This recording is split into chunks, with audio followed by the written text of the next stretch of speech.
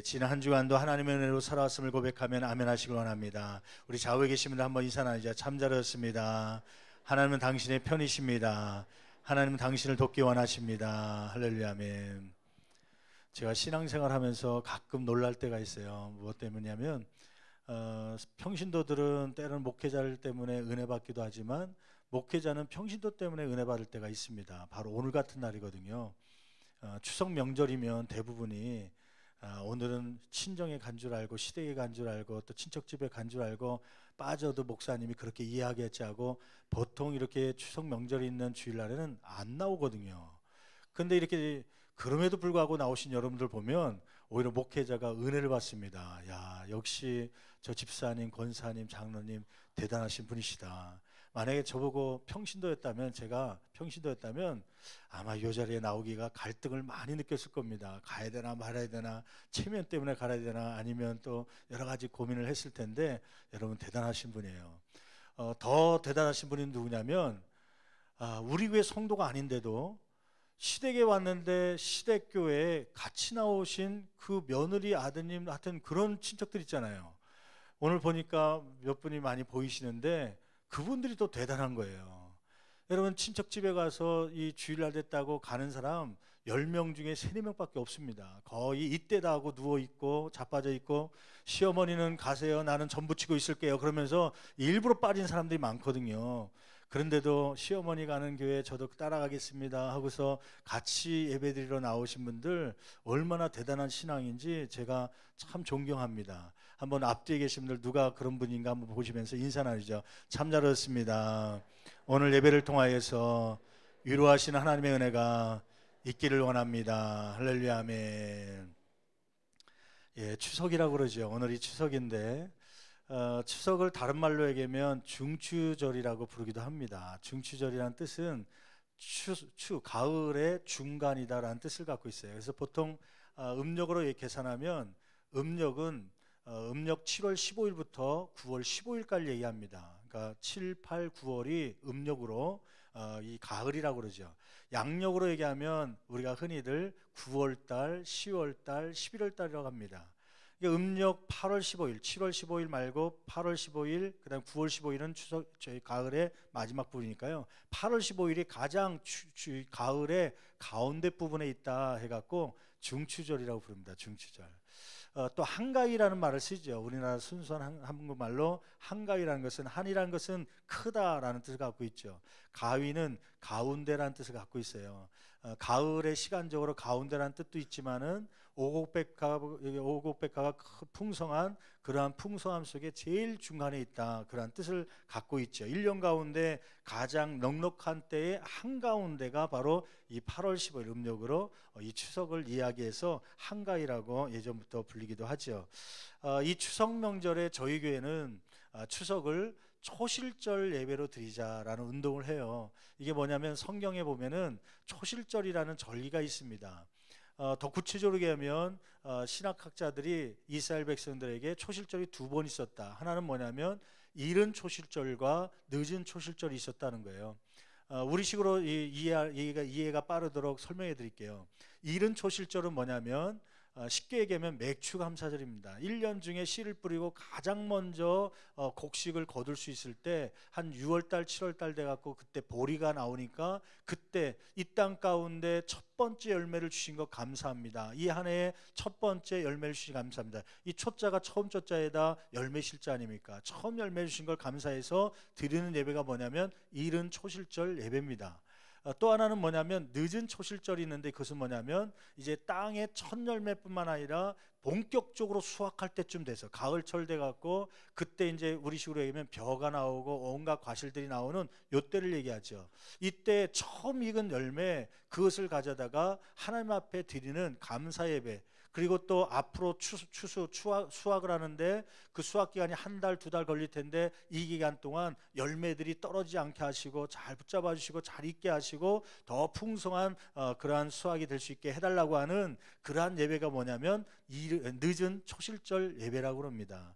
그래서 우리는 이 추석을 맞이해서 늦은 초실절처럼 앞으로 있을 추석 지나서 추수가 있고 여러 가지 과실들이 맺을 텐데, 이 나라 이 땅 가운데 특별히 우리 가정 속에 하나님의 풍성한 열매가 있게 도와달라고 하는 그런 가정 예배로 우리가 초실절 감사 예배를 드리게 됩니다. 그러고 보면 성경에 나오는 늦은 초실절과 추석의 의미가 비슷해요. 왜냐하면 우리 추석이라는 것도 그런 의미 아닙니까?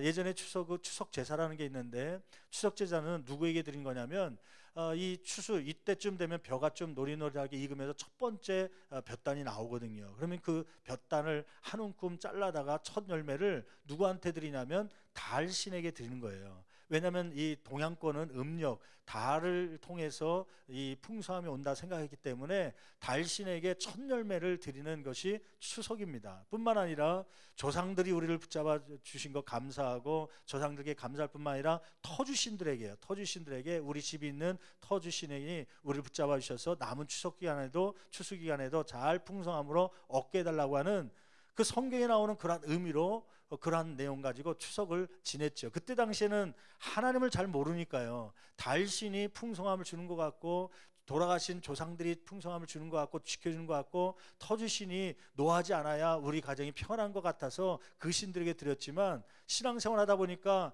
그 달신이 아니라 그 달까지도 창조하신 누가 지켜줘야 되는 거예요?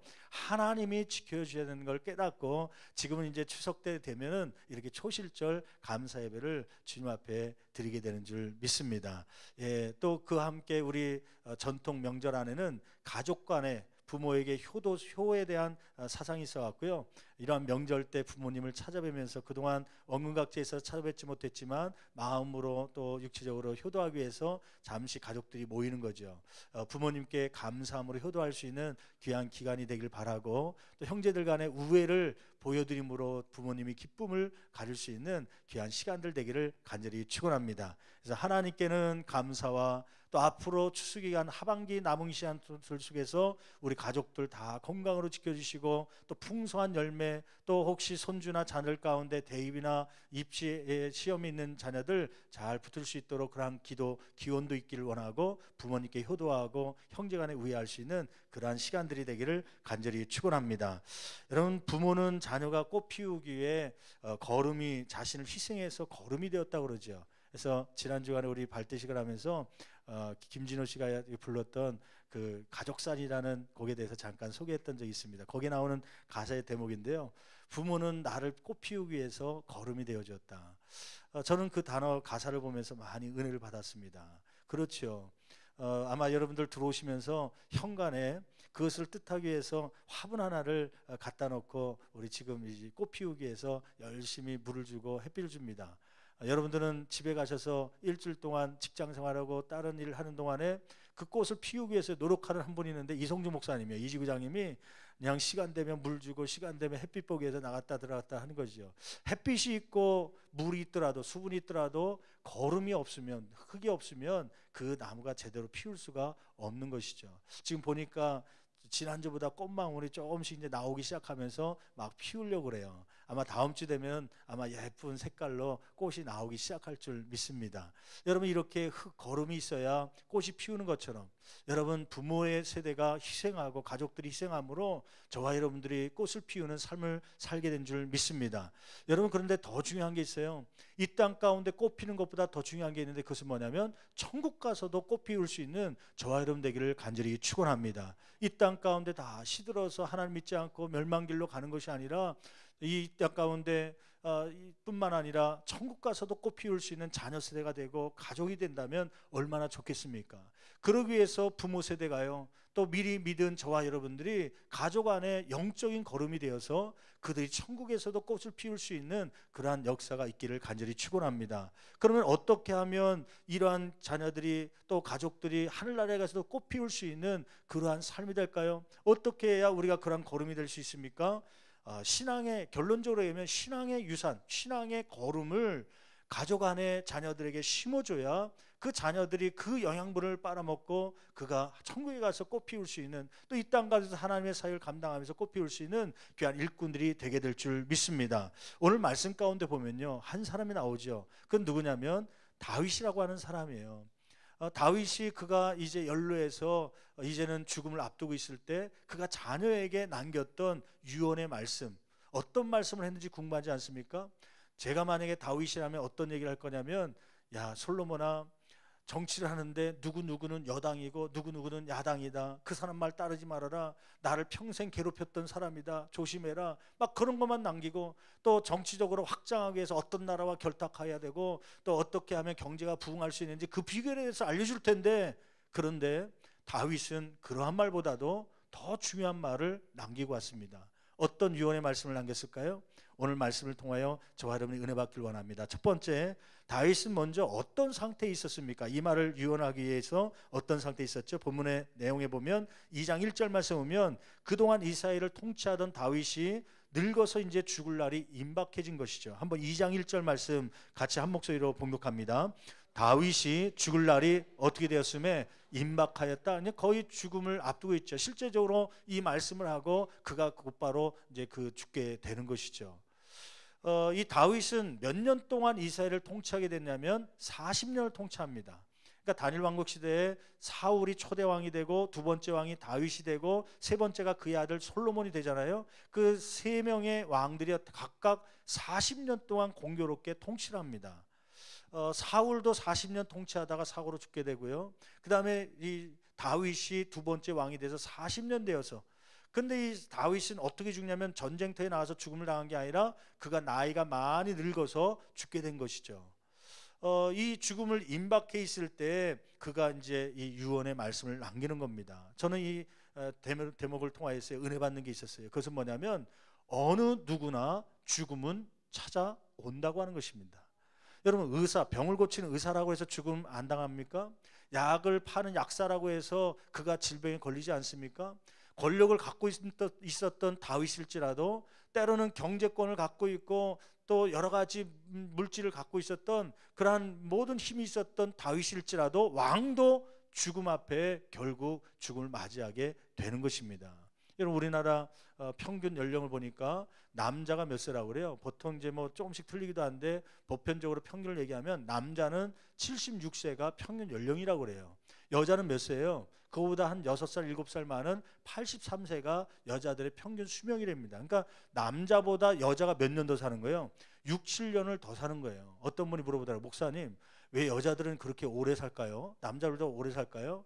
글쎄요. 그랬더니 그분이 그래요. 아마 독해서 그러겠죠? 그러더라고요. 뭐 독해서 그런지 뭔지는 잘 모르겠지만은, 근데 역사학적으로는 역사가들은 그렇게 얘기하더라고요. 왜 남자가 수명이 적냐면, 남자들은 위험에 많이 노출되어 있는 곳에서 일하거나 전쟁터에 나간다는 거예요. 그래서 일하거나 혹은 전쟁터에 나가서 하다 보니까 빨리 죽으니까 평균 연령이 그만큼 여자보다 떨어진다, 그런 얘기를 하더라고요. 또 성경적으로 공부하는 어떤 목사님은 그런 얘기 하더라고요. 남자보다 여자들이 눈물이 많기 때문에 그래서 여자들이 더 오래 산다. 의학적으로 눈물 속에는요 독소가 빠진다고 그래요. 눈물을 통해서. 이 남자보다 여자들이 눈물을 그만큼 많이 흘리기 때문에 몸에 독소가 빠지니까, 그래서 의학적으로 더 6년 7년 산다고 그래요. 때로는 요게 여자보다 눈물이 많은 남자들이 있어서 더 오래 살지 모르겠지만 하여튼 평균적으로 그렇다는 거예요. 무슨 이유인지 하여튼 모르겠지만 중요한 것은 남자가 76살이든 여자가 83세든 그 생각하고 가만히 생각해 보니까요, 그 남자가 만약에 76살이라면 76세에 건강하다 딱 죽습니까? 보통 2년 3년 앞두고는 뭐를 벽에다 칠하기도 하고 그러다가 비실비실 거리다가 뭐 먹는 것도 제대로 못 먹다가 그러다가 가잖아요. 그러고 보면 활동할 수 있는 시간이 정해져 있더라고요. 여러분, 바라기는 누워 있을 때 깨닫지 말고 힘있고 움직일 수 있을 때 그때 하나님 앞에 충성 봉사하시다가 하나님 앞에 섰을 때 칭찬받으며 상급받는 저와 여러분 되기를 간절히 축원합니다. 남자가 76세, 여자가 83세, 그게 중요한 게 아니라 누구나 다 죽음을 맞이한다는 것이에요. 그래서 히브리서 9장 27절 말씀 보면, 한 번 죽는 것은 사람에게 뭐한 것이요? 정하신 것이요. 정하신 것이요. 모든 사람은 죽게 되어 있습니다. 근데 어떻게 죽느냐가 문제지요. 이 다윗은 죽음에 앞서서 이 솔로몬에게 유언을 남깁니다. 어떤 유언을 남깁니까? 명령을 내리는데 2절 말씀에 보면 거기에 죽음을 앞둔 다윗이 솔로몬에게 부탁한 유언의 말씀 첫 번째가 나와 있죠. 그것은 뭐냐면, 너는 힘써 무엇이 되라는 거예요? 대장부가 되라. 대장부가 되라. 한번 2장 2절 말씀 같이 한 목소리로 봉독해 보겠습니다.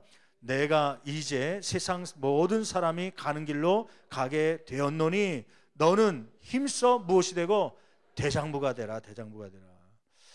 여러분, 다윗이 생각할 때 솔로몬은요 어리고 미숙한 아들이었습니다.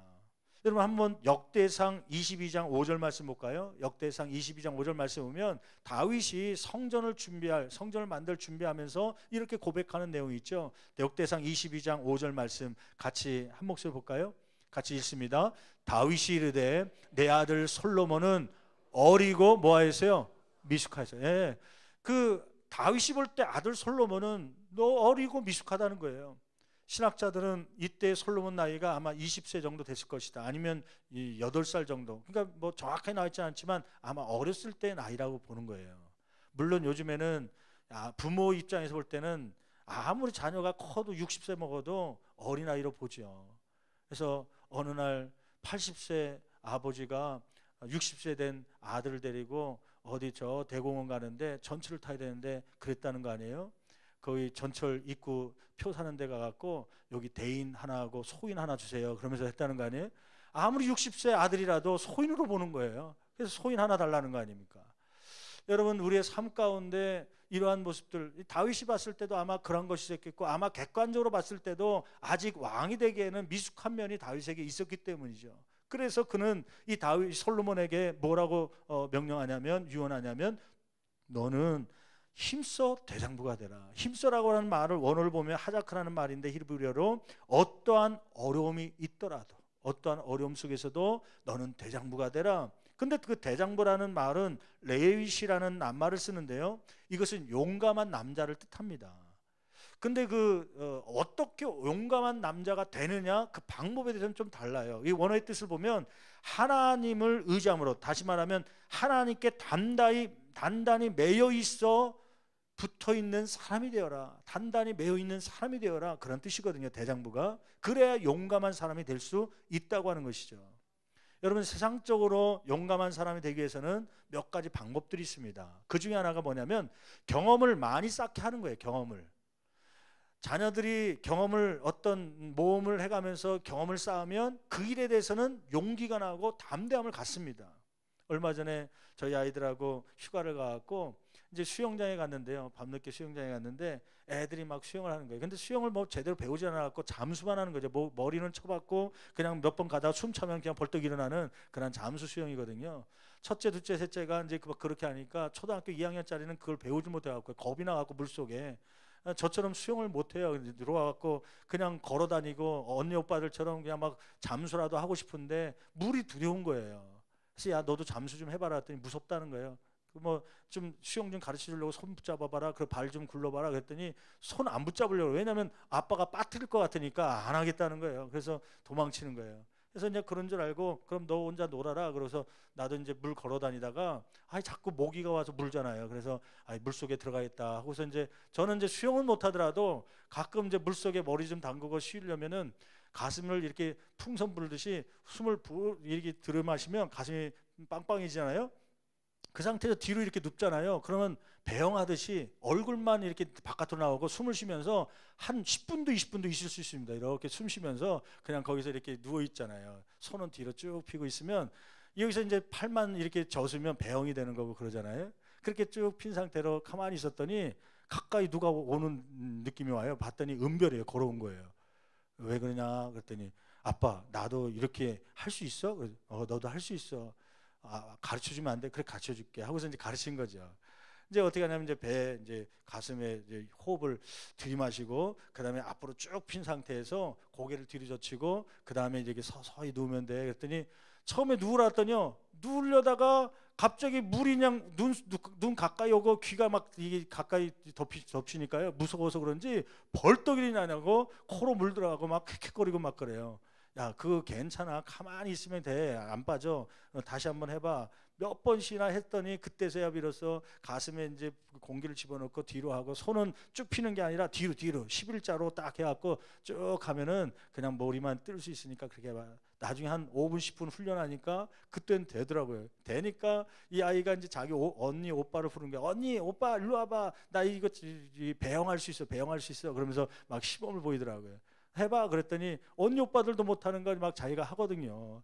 처음에는 물속에 들어가는 게 어려웠지만은 물이 막 눈 가까이 오면 막 빠질 것 같아 벌떡벌떡 일어났지만 한번 해보니까 괜찮거든요. 그때부터 물에 대한 용기와 담대함이 생기는 것입니다. 여러분, 세상적으로 담대한 사람이 되기 위해서 자녀들 가르치기 위해서 어떤 것을 경험시키는 거죠. 경험을 통해서 담대하고 용감한 사람이 될 수 있습니다. 또 하나의 방법이 있죠. 용감하고 담대한 사람을 보면 배경이 있는 사람들이 그런 경우가 있어요. 뭐 사고를 치죠. 학교에서 애들하고 때리고 뭐 괜찮다고 막 싸우고 막 그런 애들, 사고 친 애들 보면 아빠가 경찰인 경우가 있어요. 내가 싸우더라도 누가 빼줄 거기 때문에요. 아니, 아빠가 경찰이라서 배경이 좋으니까 빠질 거기 때문에요. 그래서 마음껏 싸우고 막 사고 치고 다니는 거예요. 뭐 자기는 싸움 못하는데 괜히 위에 있는 그 힘센 애들하고 막 키 큰 애들하고 싸웁니다. 왜 그래요? 자기보다 힘센 형이 집에 있거든요. 그 학교에 같이 다니고 있으니까 조금만 불리하면 누굴 불러요? 형을 부르면 되니까 용감한 거예요. 큰 애들 만나도 용감하고 그런 거예요. 배경이 좋으면 물질이 있고 또 경험이 있고 그러면 용감하고 세상적으로 용기 있는 사람이 될 수 있습니다. 그런데 다윗은 솔로몬에게 너는 대장부가 되어라. 이 대장부라는 말에는 그냥 세상적인 용기 있고 용감한 사람이 되라는 말이 아니라 거기에는 물론 그 용감한 남자가 되어야 되지만 더 중요한 건 무엇 때문에 용감한 남자가 되어야 되느냐? 그런 경험이나 어떤 배경이 아니라 하나님 때문에, 하나님께 매여 붙어 있음으로 인하여 용감한 사람이 되라, 그러한 말씀인 줄 믿습니다. 성경에 보면요, 강하고 담대하라 명령들이 나오죠. 신명기 말씀에 보면, 신명기 말씀 한번 찾아볼까요? 신명기 31장 6절.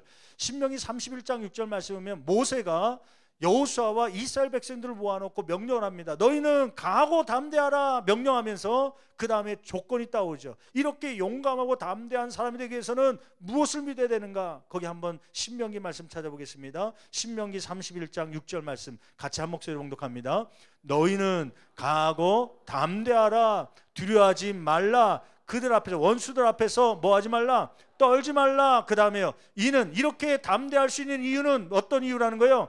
내 하나님 여호와 그가 너와 함께 가시며 결코 너를 떠나지 아니하시며 버리지 아니하실 것임이라 하고. 여러분, 강하고 담대하라 명령할 때마다 하나님께서 말씀하는 게 있어요. 그 이유는 뭐라는 거예요? 네가 배경이 좋기 때문에 혹은 경험을 많이 했기 때문에 강하고 담대할 수 있어. 그게 아니라 누가 함께하기 때문에요. 여호와 하나님 내가 너와 함께하기 때문에 너는 강하고 담대하라고 말씀하는 것이죠. 여호수아서 1장 9절 말씀 볼까요? 거기서도 똑같이 강하고 담대하라 명령하는데 거기에 그렇게 할 수 있는 이유가 있죠. 한번 여호수아서 1장 9절 말씀 같이 한 목소리로 봉독합니다. 내가 내게 명령한 것이 아니야. 모세가 여호수아를 세우면서 마지막 부분에 또 한 번 이야기합니다. 내게 명령한 것이 아니냐? 예전에 얘기했지 않았느냐? 그 다음에 뭐라고 얘기해요? 강하고 담대하라, 두려워하지 말며 놀라지 말라. 네가 어디로 가든지 내 하나님 여호와가 너와 함께 하느니라. 다윗은 이것을 깨달은 거예요. 다윗은 군사력도 있고 경제력도 있고 또 그가 많은 것을 갖고 있었지만 그것 때문에 강하고 담대한 믿음을 가진 게 아니라 강하고 담대한 이러한 생활을 할 수 있었던 것은 누가 함께 하시기 때문에요? 여호와 하나님이 나와 함께 하시기 때문에. 다른 말로 얘기하면 내가 하나님께 붙어 있고 매여 있기 때문에 어떠한 환난과 시험과 역경이 올지라도 강하고 담대한 믿음을 갖게 되었다, 이러한 고백이죠. 여러분, 이러한 신앙들을 이 솔로몬에게 다윗은 전수하기를 원했던 것입니다. 너는 앞으로 생활 가운데 어리고 미숙하지만 이러한 군사력을 의지하지 말고 어떤 세상적인 물질이 많다고 그걸 의지하지 말고 하나님이 너와 함께 하심을 믿고 강하고 담대한 믿음을 가지고 살아가기를 원한다. 이것이 이 다윗 아버지가 솔로몬에게 향한 믿음의 고백인 줄 믿습니다. 여러분, 우리의 신앙 가운데 이러한 신앙, 이 자녀들에게 물질을 주기보다 어떤 세상적인 걸 주기보다 어떤 형통한 것을 주기보다 형통하게 될 수 있는 방법들을 전달할 수 있는 저와 여러분 되기를 간절히 축원합니다. 문제는요, 다윗이 그가 경험했기 때문에 솔로몬에게 그걸 전달할 수 있었던 것입니다. 다른 말로 얘기하면 신앙을 전수하기 위해서는 1세대 된 부모 세대가요, 그 신앙이 있어야 다음 세대에 전달할 수 있는 것이죠. 근데 많은 성도들이요, 그러한 삶을 살지 못합니다. 예수님께서 12명의 제자를 놓았지만 11명은 골고다까지 못 따라가죠. 다 도망치고 한 명만이, 요한만이, 사랑하는 제자만이 그 앞에 오지 않습니까? 그러고 보면 퍼센트를 얘기하면 성도들 가운데 10%도 골고다까지 올라가지 않으려고 그래요. 다들 어디까지만 가려고 그러냐면 베세다 들녘이요. 베세다 들녘이 어디예요? 오병이어 기적이 나타났던 곳. 보리떡 5개와 물고기 2마리로 배부르게 먹였던, 물질의 축복이 있었던 베세다 들녘까지는 가려고 합니다. 예수님 당시에 이스라엘 백성들이 그런 거 아닙니까? 근데 요즘에 성도들 가운데도 그런 분들이 많다니까요. 물론 처음에 예수 믿을 때는 예수 믿으면 물질의 축복받죠. 때로는 예수 믿으면 질병도 고침받는다는 얘기 때문에 들어오지요. 근데 신앙이 성숙하면 어느 단계로 올라가야 되냐면 베세다에서 머물러야 될 게 아니라 골고다까지 올라가야 됩니다. 근데 많은 사람들이 골고다를 생각 안 하고 베세다에서만 머물러요. 제가 제자훈련을 미국에 있는 펠로시교회에서 목회하면서 제자훈련을 하는데, 집사님 한 분이 이제 왜 예수 믿게 되었습니까? 예수 믿는 이유는 무엇입니까? 쭉 물어보다 보니까 다른 사람들이 복 받는다 해서 왔습니다. 혹은 건강 얻는다 해서 왔습니다. 뭐 여러 가지 이유를 얘기하는데, 마지막 그분한테 질문했더니 그분이 눈물 흘리면서 얘기해요. 남자 집사님, 안수 집사님이 이런 질문해요. 목사님, 제가 신앙생활을 해보니까 처음에는 다른 사람들처럼 물질 때문에 예수 믿으려고 왔습니다. 그런데 신앙생활이 점점 깊어지다 보니까 물질이 아니라 예수님을 따라가겠다, 제자가 되겠다 생각하고 따라가다 보니까 베세다 들녘이 있을 때가 있었다는 거예요. 그런데 더 따라가다 보니까 어디로 간다는 거예요? 예수님이 골고다 언덕으로 가더라는 거예요. 그러면서 그가 깨달은 건 뭐냐면, 목사님, 신앙생활은 결국 축복받으려고 하는 게 아니라 고난받기 위해서 하는 거란 걸 뒤늦게 깨달았습니다. 그러더라고요. 저는 그분의 이야기를 들으면서요, 야, 내가 깨닫지 못한 걸 이분이 깨달았구나. 여러분, 신앙생활은 예수님의 고난에 동참하기 위해서 가는 것입니다. 어떤 물질적 축복을 받으려고 가는 것이 아니에요. 예수님을 닮아가기 위해서 가는 것이죠. 여러분, 질문해 볼게요. 영성이 무엇입니까? 영성, 저 사람 영성 많다, 저 사람 영성이 없다, 그렇게 평가하잖아요. 신앙생활하면서. 그 영성은 뭐라고 생각하십니까? 기도 많이 하고 방언 열심히 하고 그러면 영성 많은 겁니까? 성경책 많이 읽으면 영성이 많은 거예요? 아니요. 그것은 영성으로 가기 위한 과정이고요. 진짜 영성이 뛰어난 사람들이냐면 예수님을 닮아간 사람입니다. 예수님을 닮아가는 사람이 영성이 깊은 사람이고요. 그러한 삶을 살기 위해서 우리가 신앙생활을 하는 줄 믿습니다. 아멘. 그것이 바울 사도가 혹은 예수님의 제자 베드로가 얘기했던 그러한 신앙의 목적 아닙니까? 언제까지 베세다 들녘에서 있을 겁니까? 신앙생활 30년 40년 했다고 자부하는 사람들도요, 집사님, 권사님, 장로님들도, 목회자들도 요 수준에 머물러 있는 사람이 많더라고요.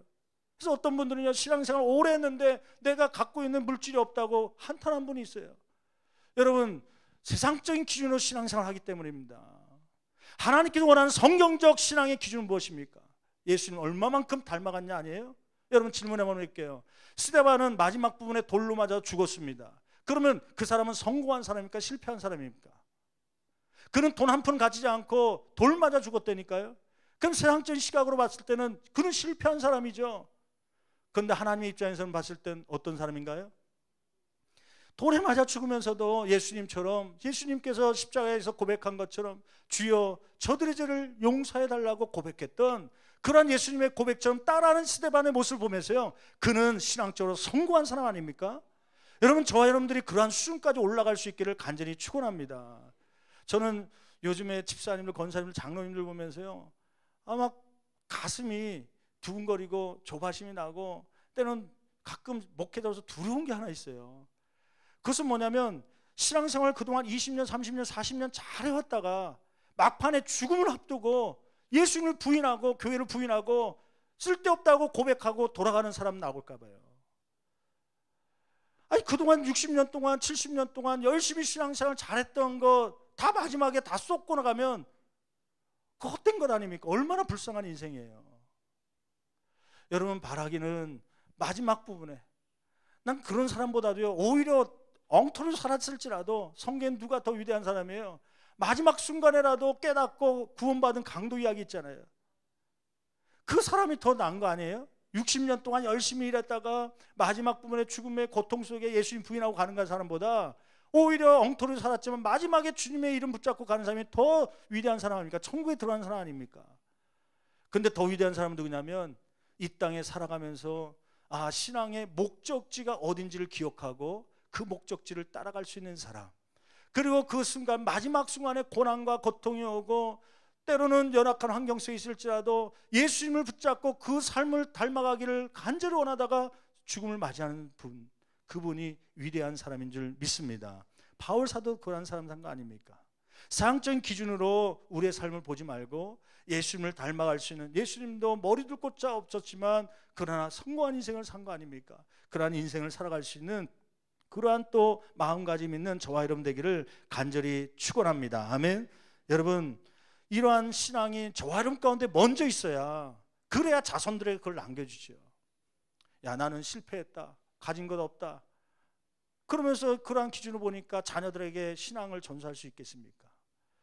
나는 이렇게 어렵고 힘들었지만 예수님을 닮아가기 끝까지 이 믿음을 붙잡고 예수님을 붙잡고 끝까지 왔다, 너희들도 승리하길 바란다, 그러면서 깨꼬닥하고 가면 자녀들이 얼마나 존경스럽게 보겠습니까? 그러한 인생되는 저와 여러분 되기를 간절히 축원합니다. 두 번째, 이러한 대장부가 되라고 하는 것은 하나님께 어떠한 어려움이 있어도 하나님을 의지함으로 담대함과 강함을 가지라고 하는 그런 말씀이었고, 두 번째는 무슨 유언을 하냐면 대장부가 되라는 말 다음에 3절 말씀을 보니까 하나님의 명령을 지켜 행하라는 말씀을 전하지요. 한번 3절 말씀 같이 한 목소리로 봉독합니다. 내 하나님 여호와의 명령을 지켜 그 길로 행하여 그 법률과 계명과 율례와 증거를 모세의 율법에 기록된 대로 뭐하라? 지키라. 한마디로 얘기하면 하나님의 명령, 오늘날로 얘기하면 뭡니까? 하나님의 말씀, 성경 말씀을 이야기하는 것이죠. 이 말씀을 행하고 지켜라, 그것을 마지막 이 아들에게, 솔로몬에게 유언으로 남기고 가는 것입니다. 왜요? 다윗은 일생 동안에 그는 이러한 고백이 있었어요. 시편 119편 105편 말씀 볼까요? 시편 119편 105절 말씀, 거기 보면 그는 하나님의 말씀은 내 발의 등이요 빛이라고 고백하죠. 한번 같이 봉독합니다. 주의 말씀은 내 발의 무엇이요? 등이요 내 길에 무엇이니이다? 빛이니이다. 오늘날로 얘기하면요, 주의 말씀은 내 인생에 있어서 나침반입니다. 주의 말씀은 내 인생에 있어서 인생의 내비게이션입니다. 그러면서 고백하는 것이죠. 이것을 철저하게 깨달았던 다윗, 자기가 왕으로서의 그 성공과 실패는 하나님께 대한 순종 여부, 하나님 말씀에 대한 순종 여부에 있었기 때문에 걸 철저히 깨달았던 이 다윗은 솔로몬에게 얘기하는 거예요. 네가 성공한 왕이 되기 위해서는 어떤 말씀에 순종하라? 하나님의 말씀에 순종하라. 그 말씀을 지켜 행하라. 그 과거에 있었던 왕들의 그러한 업적들을 보면서 잘했던 그러한 정치를 잘 펴라, 그게 아니라 하나님의 말씀에 순종하면 하나님께서 너를 성공한 인생으로 만들어 줄 것이다. 여러분, 이렇게 살 때 어떠한 복이 임한다고 다윗이 고백하고 있습니까? 하나님은 다윗을 통하여 우리에게 무엇을 말씀합니까? 3절 하반절 말씀에 보면 이렇게 살아갈 때 이 하나님을 붙잡고 의지함으로 강하고 담대한 대장부가 되고 말씀을 지키고 행할 때에 첫 번째는 형통의 축복을 주겠다고 말씀하시죠. 3절 하반절 말씀에 한번 기록된 대로 지키라, 그 다음에 계속해서 봉독합니다. 그리하면 네가 무엇을 하든지 어디로 가든지 어떻게 될지라 형통할지니라. 형통할지니라. 여러분, 저와 여러분 가운데 이러한 형통이 있기를 간절히 축원합니다. 형통이란 게 뭐예요? 모든 일이 뜻과 같이 잘 되어가는 것, 그것이 바로 형통이란 것이에요. 여러분, 성경 말씀에 보면 형통에 대한 축복을 내릴 때 거기에 반드시 붙는 조건절이 있습니다. 이렇게 하면 너희가 형통하게 될 것이다. 반드시 형통이란 말이 붙을 때 따라오는 조건절이 있는데 그것은 뭐냐면 말씀을 지켜 행하라, 말씀을 묵상해라, 말씀 생활을 얘기해요. 여러분, 한번 찾아볼까요? 시편 1편 2절 말씀 볼까요? 시편 1절 2절 말씀에 보면 거기에도 이렇게 기록하고 있죠. 시편 1편 2절 말씀 같이 한 목소리로 봉독합니다. 오직 여호와의 율법을 뭐하며 즐거워하며 그의 율법을 주야로 뭐하는도다? 복 있는 사람은 어떤 사람이냐면 여호와의 율법을 뭐하며 즐거워하며 하나님 말씀을 즐거워하며 하나님 말씀을 주야로 뭐하는 자로다 묵상이라는 말의 원뜻에 보면 행한다는 것도 포함되는 거야. 머릿속에만 묵상하는 것이 아니라 생활 속에 행할 때에 그러면 어떤 복이 임한다는 거예요. 3절 말씀에 기록되고 있죠. 같이 봉독합니다. 그는 어떤 사람을 얘기하는 거예요? 하나님의 말씀을 즐거워하고 묵상하는 사람. 그는 어떻게 된다는 겁니까? 시냇가에 심은 나무가 철을 따라 열매를 맺으며 그 잎사귀가 마르지 아니한 같으니 그가 그 하나님의 말씀 묵상하는 그가 하는 모든 일이 다 어떻게 되리로다? 형통하리로다. 형통하리로다. 하나님의 말씀 속에 형통의 축복을 얘기할 때는 반드시 그 전에 무엇이 따라오냐면 말씀 생활을 따라옵니다. 말씀 생활을 해야 형통의 길로 간다고 하는 것이죠. 여러분 한 구절 또 찾아볼까요? 여호수아서 1장 8절 말씀 보세요. 1장 8절 여호수아서 1장 8절 말씀 보면 아까 우리 모세가 여호수아에게 명령했던 그 유언처럼 얘기했던 말씀 가운데 동일한 말씀이 담겨져 있죠. 여호수아서 1장 8절 영상에서 혹시 지원될지 모르겠지만 한번 여호수아서 1장 8절 보세요. 같이 한번 제가 읽어드리겠습니다. 이 율법책을 내 입에서 떠나지 말게 하며 주야로 그것을 뭐하며요? 묵상하며 그 안에 기록된 대로 다 지켜 행하라. 하나님의 말씀을 묵상하고 그걸 지켜 행하라. 그리하면 네 길이 평탄하게 될 것이며 네가 어떻게 되리라? 형통하리라. 형통하리라. 그러니까 성경 말씀에 보면 형통의 축복을 이야기할 때마다 반드시 조건절로 따라오는 게 있는데 말씀 생활입니다. 여러분 형통케 되기를 간절히 축원합니다. 그러기 위해서는 말씀 생활이 따라와야 형통의 축복이 이루어지는 것이죠. 그래서 교회 안에서 우리가 이번 가족 초청 새생명 축제를 하면서 두 가지 운동을 벌이는 게 있어요. 여러분 아마 주보 안에 여러 가지 행사들 이해를 더 잘하게 하기 위해서 프린트물로 복사해서 이렇게 나눠드렸는데요.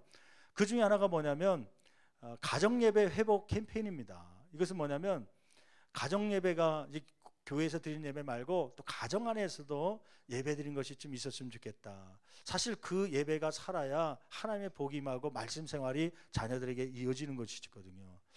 그래서 오늘 이번에 추석 명절 맞이해서 가정 예배 드린 거라든지 아니면은 그 5주 가운데 추석 명절 포함해서 3번 정도 가정 예배 드린 것을 인증샷 카메라가 다 있으니까 핸드폰 카메라로 찍어서 보내주시면 인증이 되면 그분들에게 기념품을 주기로 했어요. 그래서 시계에다가 그냥 시계가 아니라 거기다 가족사진, 예배드린 사진이든 가족사진이 담겨져 있는 그림이 박혀져 있는 그 시계를 만들어서 그 가족만의 선물을 드리기로 했어요. 그만큼 가정예배를 좀 한번 추천하고 그러게 했어요.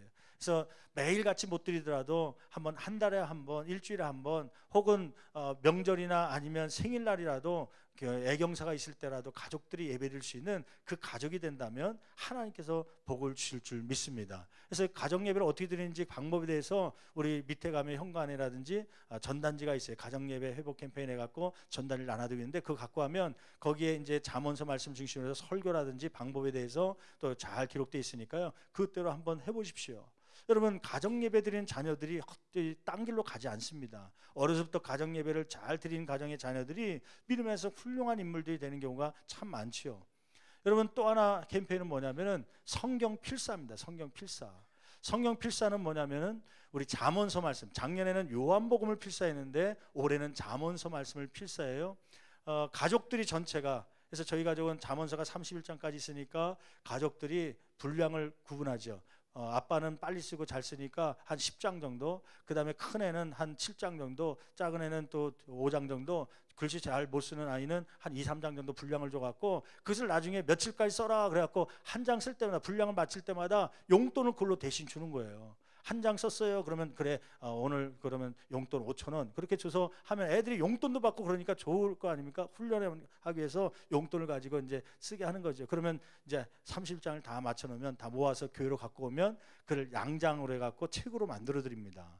책으로 만들어 드리면 그를 꽂아 놓는 것이죠. 그래서 작년에 요한복음 꽂아 놓으신 분, 그다음에 올해 또 잠언서 꽂아 놓으면 이제 해마다 혹은 한두 권씩 이렇게 많아지게 되면 총 66권이 채워질 거 아닙니까?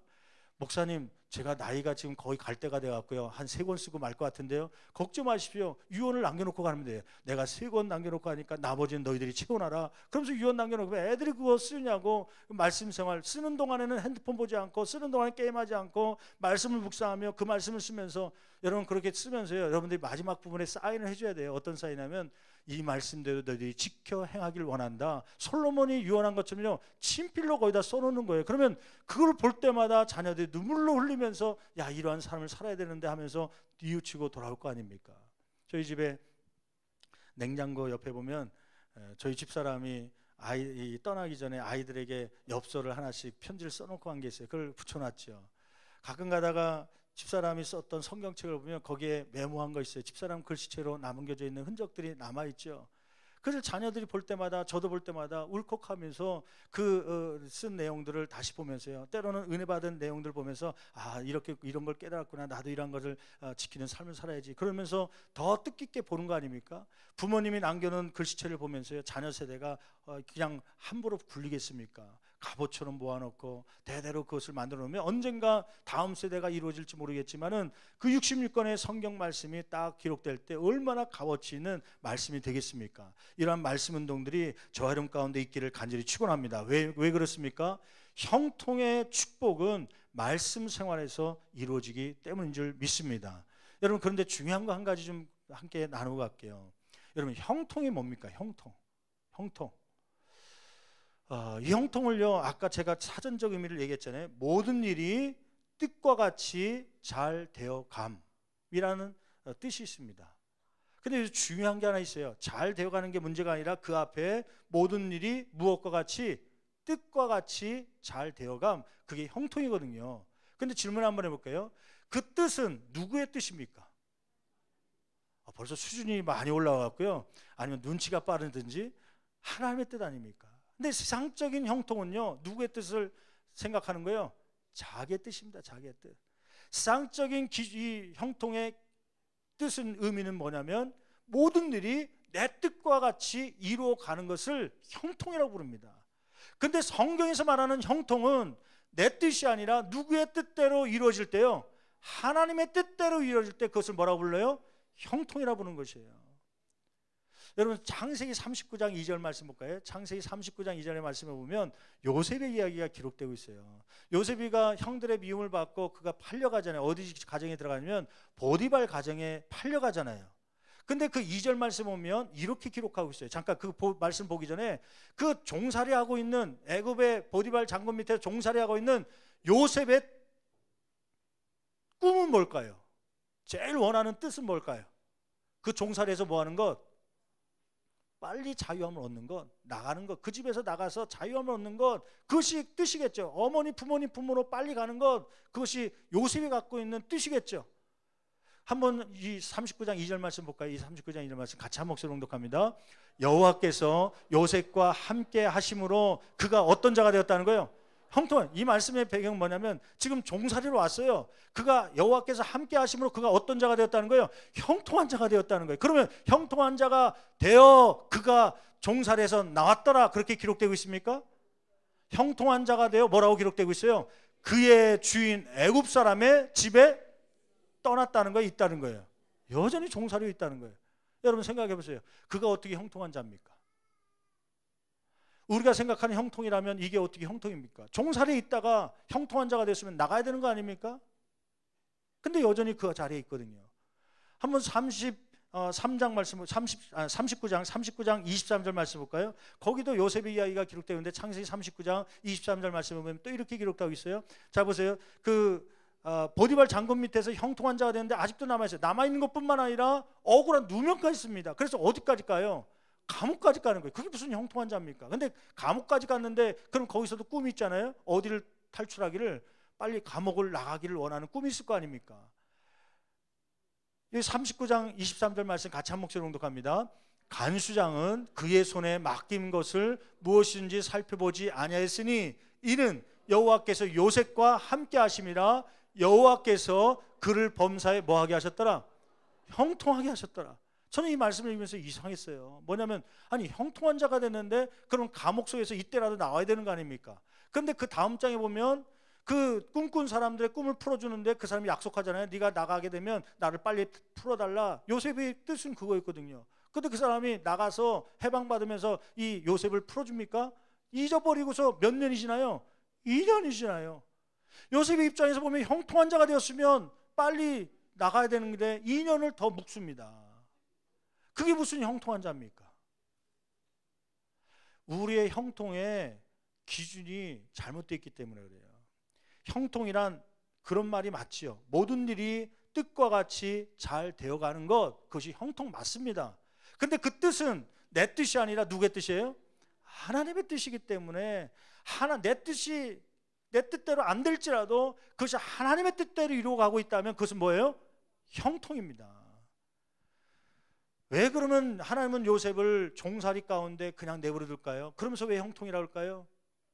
종살이를 해야 애굽의 문화를 알 수 있고, 종살이를 해야 애굽의 언어를 배울 수 있고, 그래야 나중에 애굽의 국무총리가 됐을 때 애굽 나라 말로 얘기하고 애굽 생활을 아니까 그 문화를 이해하고 할 거 아닙니까? 근데 그가 당장 와서 풀려났다면은, 그래서 국무총리로 곧바로 올라갔다면 그걸 어떻게 배울 시간이 있겠습니까? 아예 국무총리까지 자리까지 못 오는 거죠. 왕이 국무총리 세웁시다 해도 반대파가 아이 애굽 날도 모르는 사람이 우리 문화 생활도 모르는 사람을 어떻게 세웁니까? 그렇게 하면 못 세우는 거 아닙니까? 하나님께서는 그 긴 뜻을 보고 그를 종살이를 하게 하는 것이죠.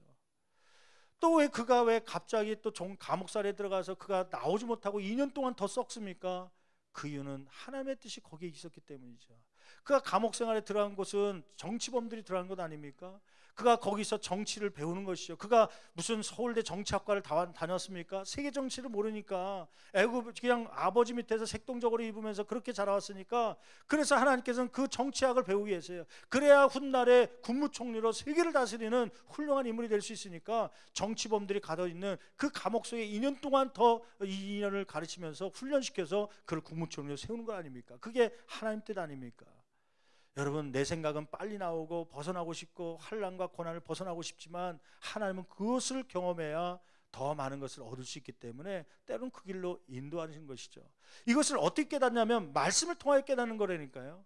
말씀을 읽어야 하나님의 뜻이 이런 거구나 깨닫고 그 형통의 길로 감사함으로 이기면서 나가는 겁니다. 근데 말씀 생활을 안 하면요, 그 형통에 대해서 모르니까요, 하나님의 뜻에 대해서 모르니까 왜 나한테 물질이 없을까? 왜 나는 건강이 없을까? 왜 우리 가정은 이럴까? 한탄하면서 비판하고 낙심하고 절망하다가 인생을 마무리하는 것이죠. 결국 형통한 삶을 살지 못하는 것이죠. 하나님의 뜻을 이루어가지 못하는 것이죠. 바라기는 저와 여러분들이 하나님의 말씀 생활을 통하여 형통의 삶을 인도함 받는 저와 여러분뿐만 아니라 가문들이 되기를 간절히 축원합니다. 이러한 가문들에게 어떠한 축복을 주십니까? 4절 말씀 보니까 자손에게 왕위를 보장해 주시겠다는 하나님의 약속을 이루어 줄 것이기 때문입니다. 한번 4절 말씀 같이 봉독합니다. 여호와께서 내 일에 대하여 말씀하시기를 만일 내 자손들이 그들의 길을 삼가 마음을 다하고 성품을 다하여 진실이 내 앞에서 행하면 이스라엘 왕위에 오를 사람이 내게서 끊어지지 아니하리라 하신 말씀을 확실히 이루게 하시리라. 이렇게 신앙의 유산을 남겨놨던 다윗, 이 다윗의 말씀들이 솔로몬에게 전달되면서 하나님의 약속대로 그 가문의 대가 끊어지지 않고 계속해서 남유다는 다윗의 혈통의 왕위가 계속 이어지죠. 여러분, 이 말씀 무엇입니까? 이러한 신앙의 유산을 남겨줄 때 가문의 신앙의 명품 가문이 저와 여러분의 가문이 될 줄 믿습니다. 명문 가문이 되어갔고요, 하나님 신앙을 이어갈 수 있는 부모님이 집사님이고 권사님이고 장로님으로 있었을 뿐만 아니라 자녀 세대도 그러한 것을 이어갈 수 있는, 아버지가 섬겼던 이 당회장실의 장로 좌석에 아들 세대가 또 앉을 수 있는 그러한 축복들, 또 손주가 올라오기도 하고 또 대를 이어서 귀한 제단을 섬길 수 있는 저와 여러분 되기를 간절히 축원합니다. 아버지, 이러한 뜻을 이루어달라고 하는 기도가 있기를 원하고, 제가 마지막으로 락펠러 이야기를 잘 알고 있지만 잠깐 소개하려고 합니다. 이 락펠러는 이 전 세계적으로 역사적으로 제일 부자라고 그러잖아요. 지금 현 시대 부자를 꼽으라면 마이크로소프트사의 빌 게이츠가 뭐 1등이냐 2등이냐 뭐 왔다 갔다 하는 사람들 많죠. 근데 그 지금 현재 최고의 부자보다도 몇 배나 부자였던 사람이 누구냐면 이 락펠러입니다. 락펠러. 지금도 그 기록을 깰 수 없고 세계적인 부자로 있었던 락펠러지요. 이 락펠러의 전기를 보니까 어떤 전기가 있냐면 그가 하나님께서 축복해 주셔서 대학을 100만 평 넘는 대학을 12개 정도를 건립했다고 그래요. 그 시카고 그가 세웠던 시카고 대학에서는 노벨상 출신이 52명이 배출됐고요. 그는 일평생 동안 교회를 지어서 하나님께 바쳤는데 락펠러가 몇 개의 교회냐면 4,928개의 교회입니다. 별로 놀라지 않네요. 그 한 개 교회 혹은 한 개 교회 교육관 하나 짓는데 우리 교회도 교육관 앞으로 지어야 되는데 교육관 짓는데도 1,000명이 달라붙어도 될까 말까 막 걱정하고 그러는데 한 명이 교육관이 아니라 교회가 아니라 몇 개요? 4,928개 교회를 세웠다니까요. 얼마나 거부는지.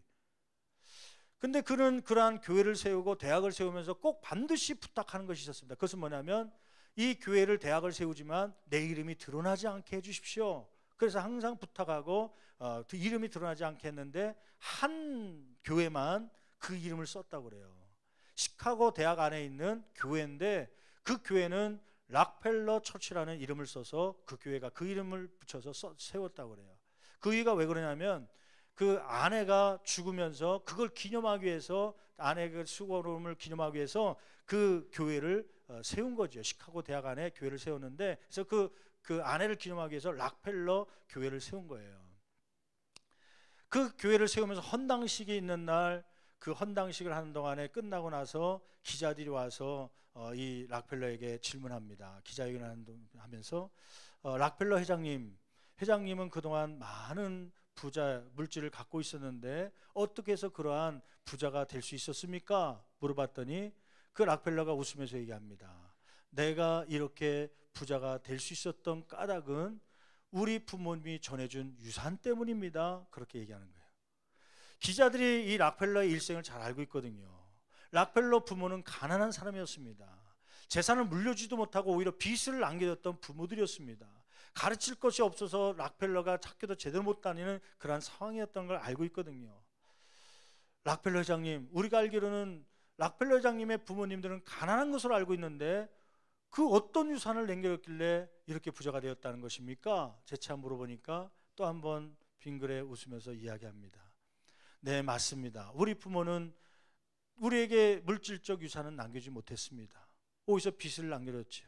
그러나 우리 부모님이 남겨준 두 가지 유산이 있습니다. 하나는 11조 유산입니다.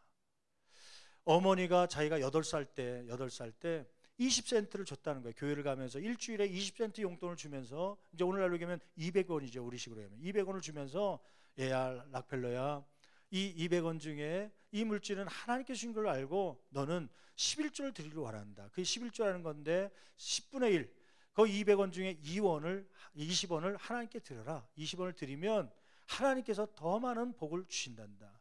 너는 일평생 동안 이것을 기억하고 이 11조 생활을 하면 하나님께서 반드시 너를 온전한 11조를 드리면 복을 내려주실 것이다. 그는 그래서 일평생 동안 그는 한 번도 빠짐없이 11조 주신 물질 가운데 11조 예물을 주님 앞에 드렸다는 거예요.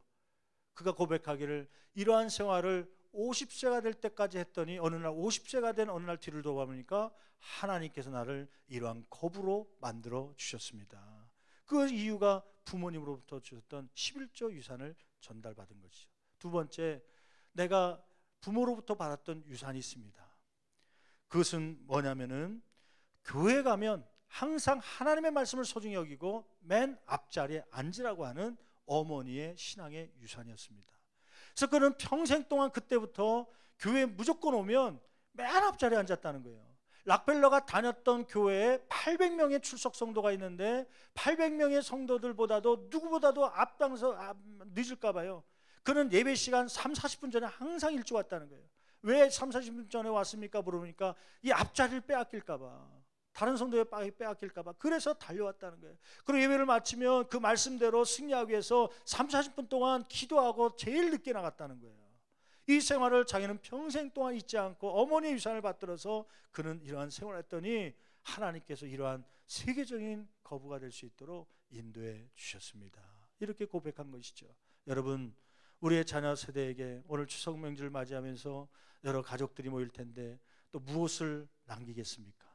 바라기는 어떤 물질보다 어떤 건강보다 더 중요한 것은 다윗이 솔로몬에게 전달했던 것처럼요, 형통한 것을 유산으로 남긴 것보다 형통할 수 있는 방법을 유산으로 남길 수 있는 저와 여러분 되기를 간절히 축원합니다. 축원합니다.